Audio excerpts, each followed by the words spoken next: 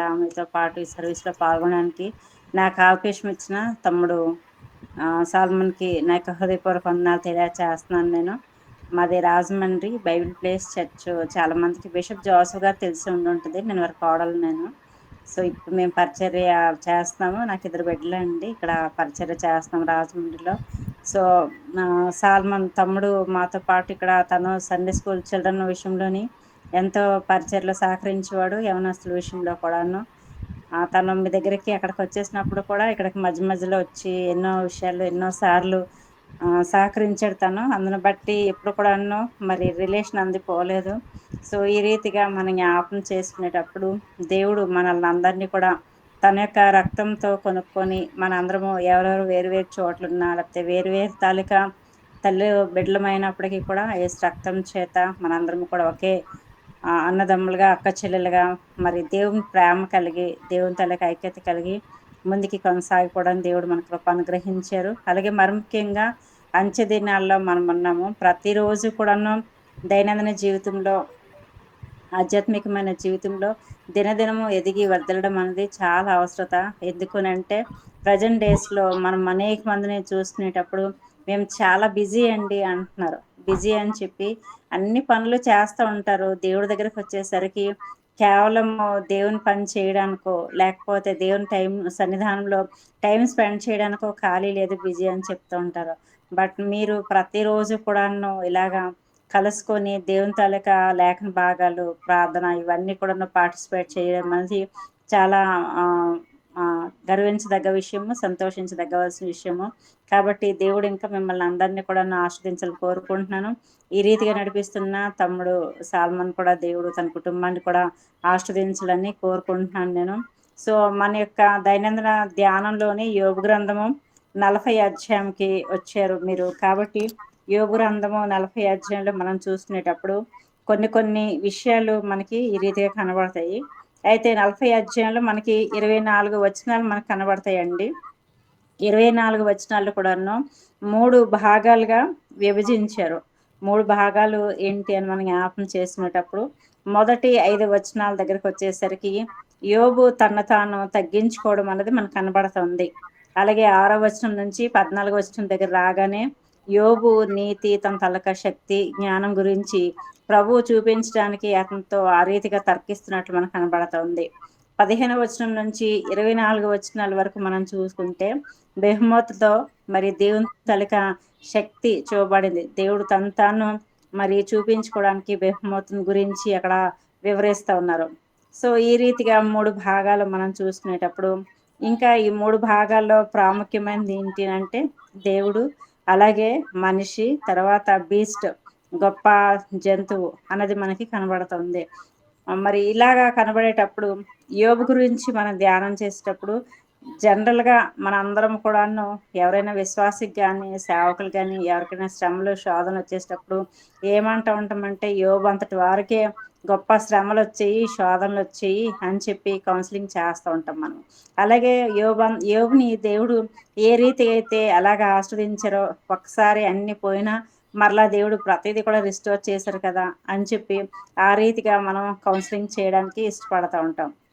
అయితే ఎవరికైనా కౌన్సెలింగ్ చేయడం అన్నది చాలా సులభతరమైన విషయం.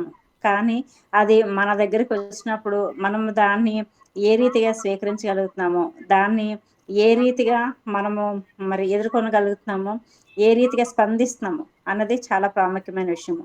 ఎందుకంటే ఇక్కడ మనము కొన్ని వచనాలు మనం చూసుకుంటే యాక్చువల్‌గా 38 అధ్యాయం, 39, 40 అధ్యాయాలు కూడాను మరి దేవుడు యోబుతో మాట్లాడుతున్నట్టు, యోబుతో దేవుడు కొన్ని కొన్ని ఆర్గ్యూ చేసినట్లు, అలాగే దేవుడు తన శక్తిని గురించి, మానవుని శక్తి గురించి కంపేర్ చేస్తూ మాట్లాడుతున్నారు. అంటే దేవుడు ఎంతటి శక్తి గలవాడు, మానవుడు ఏం చేయగలడు.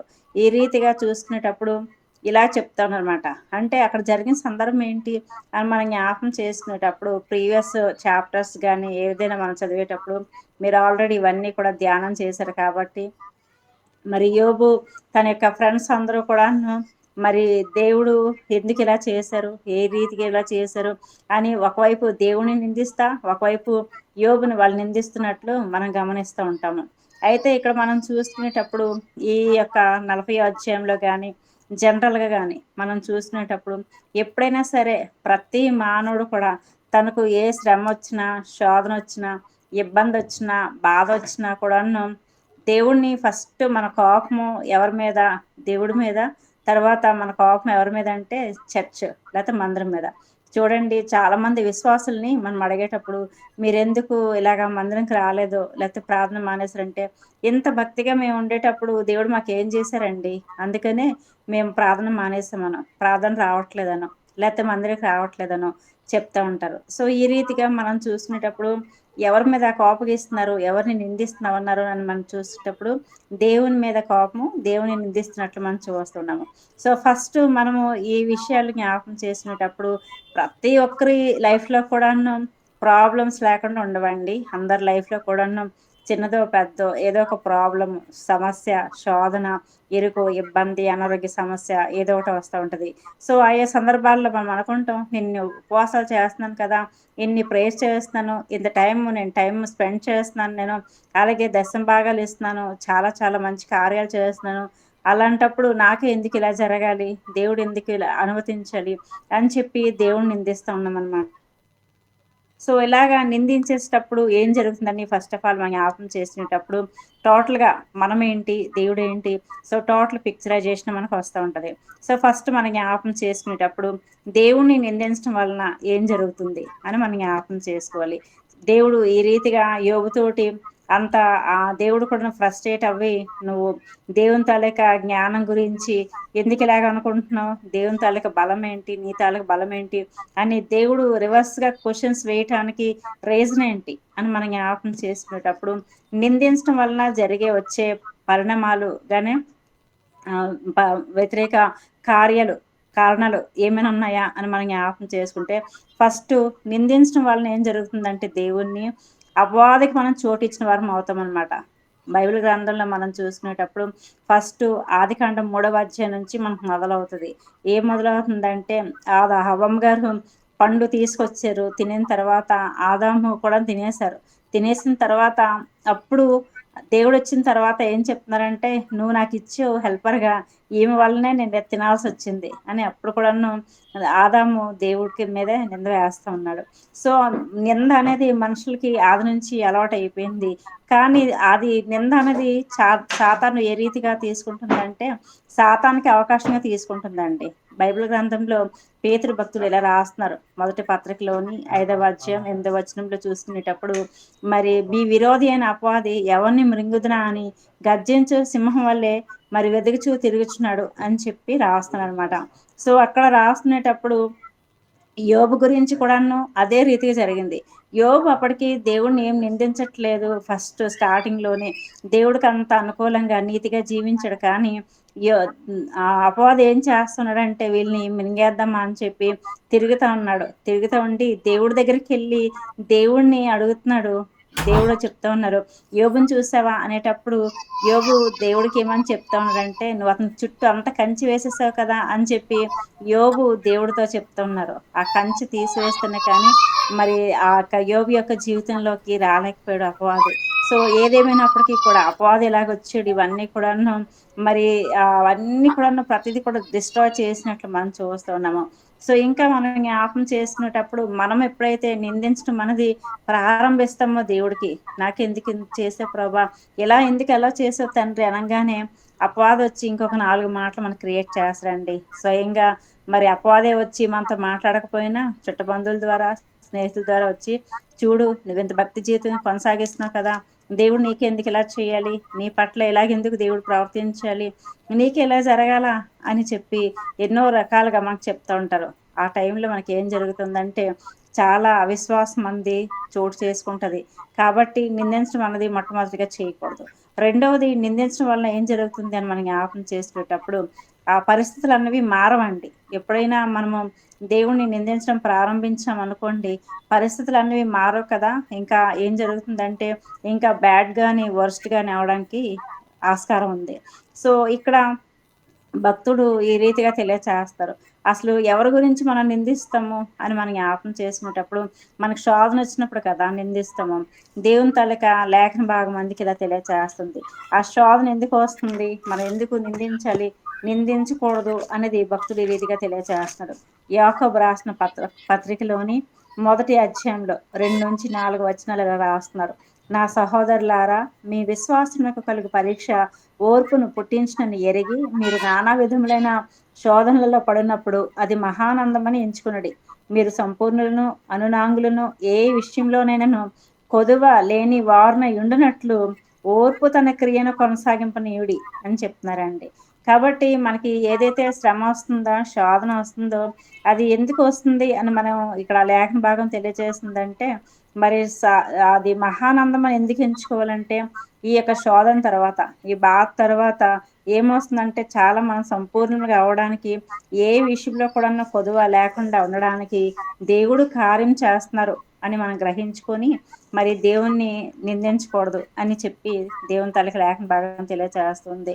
ఇంకా మనం చూసినేటప్పుడు నిందించేవారు ఏమనుకుంటారంటే, దేవుడు ఈ క్షణంలో నన్ను మర్చిపోయాడేమో, ఈ క్షణంలో దేవుడు నన్ను వదిలేస్తారేమో, అందుకే ఇది దేవుడు అనుమతించారేమో, ఇలాగ అయిపోయిందేమో అనుకుంటాం. చాలా సార్లు మరి అనేక మంది ఎవరైనా చనిపోయినప్పుడు, లేకపోతే ఏదైనా జరిగినప్పుడు, అయ్యా కొద్దిసేమే దేవుడు ఏదైనా చేసుంటే బాగుండు కదండి, దేవుడు మర్చిపోయారేమో అండి, దేవుడు విడిచిపెట్టేస్తాడేమో అండి అని చెప్పి అనుకుంటారు. లేదు ప్రియమైన దేవుని బిడ్డలారా, ఎప్పుడు కూడాను దేవుడు విడిచిపెట్టే దేవుడు కాదు. అందుకే కీర్తనకారుడు ఇలా తెలియచేస్తున్నాడు. 139వ సంకీర్తన మనం చూసినప్పుడు 7-12 వచనాలు మనం చూసినప్పుడు, ఆకాశంకి ఎక్కిన, భూమి కిందకి అగాధ స్థలానికి వెళ్ళినా, ఎక్కడికి వెళ్ళినా కూడా నీ సన్నిధి నుంచి నేను ఎక్కడికి పారిపోదును అని చెప్పి అంటున్నాడు. అంటే దేవుని సన్నిధి మనం ఏ చోటు ఉన్నప్పటికి కూడా అది మనతో ఉంటుంది. దేవుని తనకు సన్నిధి మన కష్టాలు ఉన్నా, వేదనలు ఉన్నా, బాధల్లో ఉన్నా, కానీ దేవుడు చూస్తూ ఏం చేయట్లేదా అని అనుకోకూడదు. ఎందుకనంటే ఆ యొక్క శ్రమల్లోని, ఆ శోధనలోని, ఆ పరిస్థితిలోని దేవుడు మన తాలూకా విశ్వాసాన్ని పరీక్షిస్తున్నాడేమో, మన తాలూకా సహనం అనేది చాలా అవసరమైంది అని చెప్పి దేవుడు మనకి అనుకుంటున్నాడు మన గురించి. రెండవది మన గురించి జ్ఞాపకం చేసుకునేటప్పుడు, ఇలాగే అపవాదొచ్చి అపవాదిని మరి దేవుడు ఛాలెంజింగ్‌గా తీసుకున్నారండి యోబు విషయంలోని. దేవుడికిని అపవాది కదా ఛాలెంజ్ వచ్చింది యోబును ఇలా టార్గెట్ చేయడానికి. అపవాదొచ్చి ఏమన్నాడు, యోబుకి నువ్వన్నీ ఇచ్చేసావు కాబట్టే అతను నీతిమంతుడిగా ఉన్నాడని చెప్పారు. కానీ దేవుడు ఏం చెప్పారు, ఒకవేళ అవన్నీ తీసేసినా కూడా యోబు నీతిమంతుడిగా ఉంటాడని చెప్పారు. ఈ యొక్క దినాన్ని మనము కూడాను చాలా సార్లు ఇలాగే యోబు క్వెషన్స్ వేశారు. ఈ యొక్క 40 అధ్యాయం మనం చదివేటప్పుడు అవన్నీ క్వెషన్స్ వేశారు. తర్వాత దేవుడు ఎప్పుడైతే వచ్చి మాట్లాడతారో వెంటనే రిపెంట్ అయినట్లు మనం చూస్తున్నామండి. సో ఈ రీతిగా మనం కూడా మనకు తెలియకుండానే దేవుడికి అనేకమైన సార్లు నిందిస్తూ ఉంటామేమో, చాలా సార్లు ఫ్రస్ట్రేషన్ వస్తూ ఉంటది. ఎన్నో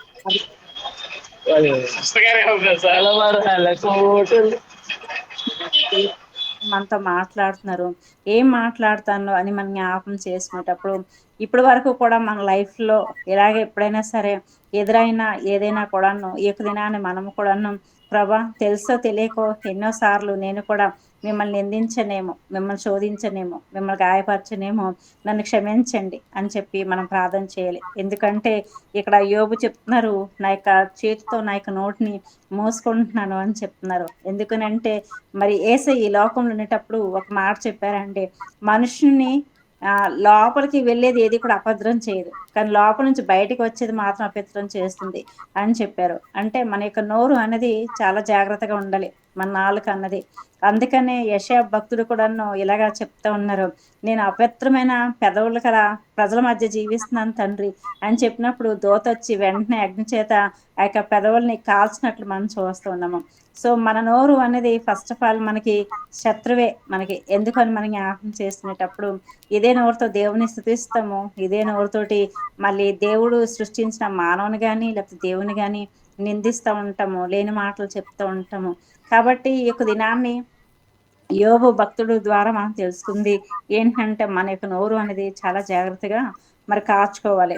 ఇంకా మనం జ్ఞాపకం చేసుకునేటప్పుడు నిందించడం వలన మనకి ఇంకేం జరుగుతుంది అని మనం జ్ఞాపకం చేసుకునేటప్పుడు, ఎప్పుడైతే దేవునికి మనకి ఇలాగా నిందిస్తూ ఉంటే సంబంధం అనేది కట్ అవుతూ ఉంటుంది. దేవుడు కూడా అనేకమైన సార్లు మనల్ని సరి చేయడానికో, సెపరేట్ చేయడానికో ఇష్టపడతా ఉంటారు. విరిగి నలిగిన మనస్సు దేవునికి ఇష్టమని కీర్తనకారుడు తెలియజేస్తున్నాడు 34వ సంకీర్తనలో 18వ చరణంలోని. అటువంటప్పుడు మనం ఏమనుకుంటామని నేను ఏడుస్తూ ఉంటే దేవుడికి చాలా ఇష్టమేమో, అందుకే ఇలాంటి శ్రమలొచ్చాయేమో అని చెప్పి అనుకుంటూ ఉంటాం. యోబు అలాగా చాలా సార్లు ఏమంటున్నారు అనంటే, అసలు నేను పెండంగా ఉన్నప్పుడే చనిపోతే బావున్నేమో. ఎన్ని సార్లు మళ్ళా మనం శపించుకోలేదండి. దేవుడు బ్లెస్సింగ్స్ ఇచ్చిన ప్రతిసారి కూడా ఎంతగానో సంతోషిస్తామో, ఎంతగానో ఆనందిస్తామో, సాక్షులుగా నిలబడిపోతాము. కానీ అదే సమయంలోని ఏదైనా ఒక చిన్న శోధన, ఏదో సమస్య ఏదైనా వచ్చిందనుకోండి, మనకంటే డిప్రెస్ అయిపోయినోళ్ళో, మనకంటే నిరుత్సాహపడిపోయినోళ్ళో ఎవరు లేనట్టు మనం అంతగా డిప్రెస్ అయిపోతూ ఉంటాం. బట్ ఈ యొక్క దినాన్ని పరిశుద్ధాత్మ దేవుడు తెలియచేస్తున్నారు. విరిగి నలిగిన మనస్సు దేవునికి ఎంతో ఇష్టమైన మనస్సు అని చెప్పి. సో, ఈ రీతిగా మనం జ్ఞాపకం చేసుకునేటప్పుడు ప్రతి ఒక్క పరిస్థితి యోబు తన యొక్క జీవితంలోకి ప్రతి ఒక్క పరిస్థితి అన్వయించుకున్నప్పుడు మనకులాగా మనుషుడే. కాబట్టి ప్రతిదానికి కూడాను ఫస్ట్ అంతా కూడాను మరి దేవుని స్తుతించి ఆరాధించారు. కానీ ఫ్రెండ్స్ వచ్చిన తర్వాత మరలా మధ్య మధ్యలోని దేవునికి నిందించడం ప్రారంభించారు. మన చుట్టూ ఉన్న వాళ్ళు కూడాను మనల్ని ప్రభావితం చేస్తారండి. లోకంలోని ఆధ్యాత్మికమైన జీవితంలో మనకి బలపరిచే వారి కంటే ఎక్కువగా మరి మనకి ఇంకా దాంట్లోని దిగజార్చేసే వాళ్ళు కూడాను కనబడతా ఉంటారు మనకి. ఇంకా లేనిపోనివి చెప్పి మనం ఆధ్యాత్మికంగా ఎదగకుండా వెనక్కి లాగేసేవాళ్ళు చూస్తూ ఉంటారు. సో, ఇప్పుడు మనం జ్ఞాపకం చేసుకునేటప్పుడు ఎందుకు సంబంధం అనేది కట్ అవుతుంది దేవునికి మనకి అని మనం జ్ఞాపకం చేసుకునేటప్పుడు, దేవునికి అలాగే సాతానుకి ఉన్న తేడా ఏంటంటే ఫస్ట్ ఆఫ్ ఆల్ మనం జ్ఞాపకం చేసుకోవాలి.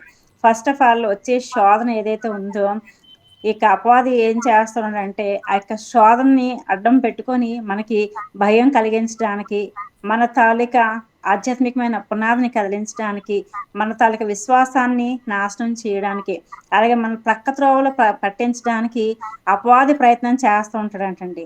అట్ ద సేమ్ టైమ్ దేవుడు ఏం చేస్తారంటే, అదే యొక్క భయాన్ని దేవుడు కామ్ చేయడానికి, అదే విశ్వాసాన్ని దేవుడు ఇంక్రీజ్ చేయడానికి, అభివృద్ధి చేయడానికి, అదే యొక్క పునాదిని ఆధ్యాత్మికమైన పునాదిని ఇంకా బలం చేయడానికి, మరి దేవుని తాలూకా రైట్ వేలో మనల్ని నడిపించడం కొరకు దేవుడు ప్రయత్నం చేస్తూ ఉంటాడంటండి. కాబట్టి దేవుని తాలూకా లేఖన భాగం ఇలా తెలియచేస్తోంది.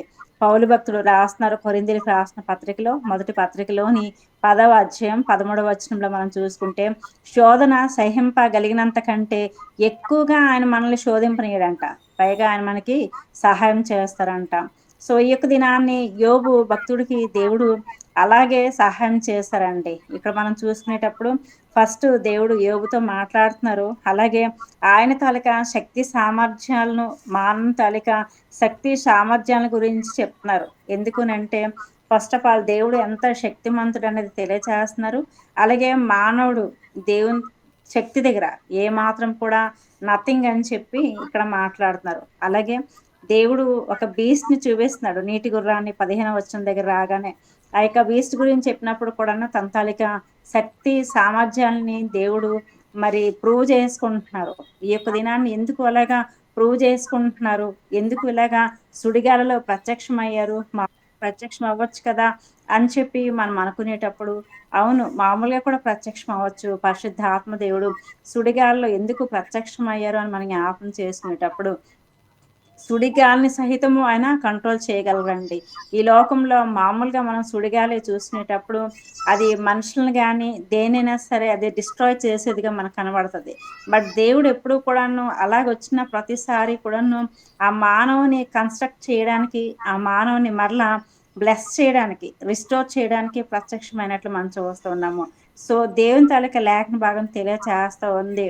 ఏవైతే ఆ యొక్క సుడిగాలులు అనేవి జీవిత ప్రయాణంలో ఆధ్యాత్మికమైన జీవిత ప్రయాణంలో వస్తున్నాయో, అప్పటి వరకు కూడా ఏదైతే లాస్ అయిపోయారో, అటు ఆధ్యాత్మికమైన జీవితంలో కానీ, దైనందిన జీవితంలో కానీ, దేవుడు మరలా పునఃప్రారంభం చేయడానికి, మరలా పునరుద్ధరించుట కొరకు అని మనం జ్ఞాపకం చేసుకోవాలి. కాబట్టి ఇక 40వ అధ్యాయం అంతా కూడా మనకి ఈ రీతిగా యోబుతో దేవుని తాలూకా సంభాషణ మనం ప్రతి ఒక్క వరుస కూడాను ఒక్కొక్క వచనం 3, 4 సార్లు మనం చదివినప్పుడు పరిశుద్ధాత్మ దేవుడు ఈ రీతిగా మనతో మాట్లాడతారనమాట. దేవుడు ఎంతైనా ఏ టైంలో అయినా, ఎప్పుడైనా సరే, ఎక్కడైనా సరే తన తాలూకా శక్తి సామర్థ్యాలు చాలా గొప్పవి. దేన్నైనా జయించగలరు. ఆయనలో ఉండేటప్పుడు ఆయనతో కనెక్షన్ మనకుండిన ప్రతిసారి కూడాను దేవుడు మరలా మనల్ని మరి ఆస్వాదిస్తారు. మరలా మనల్ని జయింప చేస్తారు. మరలా మనకి గొప్ప జయ జీవితాన్ని ఇస్తారు అని యోబు భక్తుడి ద్వారా తెలియచేస్తున్నారు. సో ఈ యొక్క దినాన్ని పరిశుద్ధాత్మ దేవుడు మరి మీ అందరినీ కూడాను అలాగే బలపరచాలని, ఇంకా ఇటువంటి ఆధ్యాత్మికమైన కార్యక్రమాలు ఇంకా ముందుకి చేపట్టాలని, ఇంకా ఆధ్యాత్మికమైన జీవితంలో ఇంకా మీరు బలపడాలని, ఎవరైతే ఇప్పటి వరకు కూడా ఏ యొక్క విషయాల్లో అయితే ఎప్పుడైనా మేము దేవుణ్ణి నమ్ముకొని ఇది కోల్పోయాము, దేవుణ్ణి నమ్ముకోవడం వలన మా కుటుంబం దూరం అయిపోయిందేమో, రిలేషన్స్ కట్ అయిపోయారని అనుకుంటున్నారేమో, పరిశుద్ధాత్మ దేవుడు మరలా మీరు కన్నీ కూడా రిస్టోర్ చేయడానికి, అందరిలో సాక్షి నిలబడడానికి కృపను అనుగ్రహించును గాక. నాకు ఈ అవకాశం ఇచ్చిన సహోదరులు సాల్మన్ గారికి, వారి కుటుంబానికి, గ్రూప్లో ఉన్న ప్రతి ఒక్కరికి కూడా నా యొక్క హృదయపూర్వక వందనాలు తెలియజేసుకుంటూ చిన్న ప్రేయర్ చేసేయండి అక్క. ప్రేయర్ చేసి ఆశీర్వదించండి. దేవా మీకు వందనాలు, స్తోత్రాలు చెల్లించుకుంటున్నాం తండ్రి. రాజులకు రాజు, ప్రభులకు ప్రభు మీకు వందనాలు, స్తోత్రాలు చెల్లించుకుంటున్నాం తండ్రి. అనుదినము కూడా ప్రభా ఈ రీతిగానైనా విడలు వారి యొక్క సమయం అంతా కూడా వెచ్చించి మీకు సన్నిధానంలో గడపడానికి మీరు ఇచ్చిన కృపను బట్టి